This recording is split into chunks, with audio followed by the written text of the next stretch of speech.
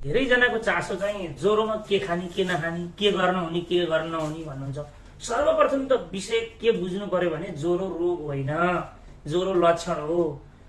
कुनै पनि कारणले ज्वरो आउन सक्छ। जस्तो टाउको दुख्यो भने केले आउँछ, ज्वरो केले आउँछ, यो पहिला त हामीले पत्ता लगाउनु पर्यो र त्यो अनुसार त्यो रोगमा त्यो चिज खानु हुँदैन भने खानु भएन। जस्तो उदाहरणको लागि निमोनियाले गर्दा ज्वरो आएको रहेछ भने सकेसम्म चिसो नखाऊ भन्ने हाम्रो सामाजिक परम्परा छ, ठिक छ, चिसो नखाइदिएकै राम्रो हो। तर ज्वरो आउँदाखेरि जस्तो उदाहरणको लागि मासु खानुहुन्न भन्ने चलन छ। मासु भनेको प्रोटिन हो।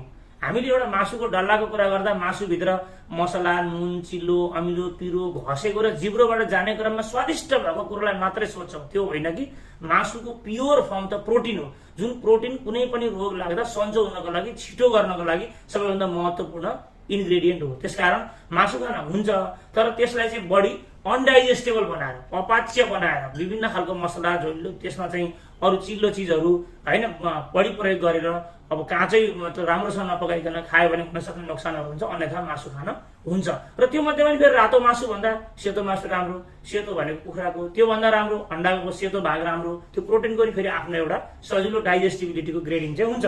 अब फलफुलहरू पनि खान नदिने चलन छ, चिसो हुन्छ भनेर। त्यस्तो हुँदैन। फलफुलहरू खानलाई चिसो लाग्यो, कुनै समूहमा त्यस्तो लाग्ने पपुलेसन जस्तो ओल्ड एजमा दमका बिरामीहरू हुनुहुन्छ, उहाँहरूलाई मनतातो पानीमा फलफुलहरूलाई टुक्रा पारेर स्लाइस बनाएर मनतातो पानीमा डुबाएर खुवाउन सकिन्छ। त्यसको कुनै पनि नोक्सान छैन, फलफुलको साइड इफेक्ट हुँदैन।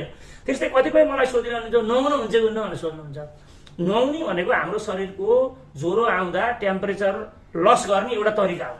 भनेको सामान्यतया लुक वार्म वाटर भन्छ। हल्का मनतातो हो कि होइन तातो पानी शरीरमा नुहाउँदा, सपोज हजुरको चाहिँ 101 डिग्री टेम्परेचर रहेछ शरीरमा भने तपाईँले तताएर नुहाएको पानी चाहिँ त्योभन्दा कम तापक्रमको रहेछ भने जहिले पनि दुईवटा चिजको बिचमा तापक्रम साटासाट हुन्छ। जस्तो मेरो यो हात चिसो रहेछ, मोबाइल तातो रहेछ, मैले यसरी छोएँ भने मेरो हात र मोबाइलको बिचमा तातो र चिसो साटासाट हुन्छ। त्यस्तै यदि हाम्रो शरीरमा एकदमै चर्को ज्वरो छ, हामी हल्का चाहिँ पानी मनतातो पानीमा नुहायौँ भने शरीरको तातो र त्यो पानीको बिचको तापक्रम चाहिँ साटासाट हुन्छ र शरीरको तापक्रम घट्छ। त्यो पानीले हाम्रो तापक्रम लिन्छ, त्यसकारण नुहाउनु गजबले हुन्छ।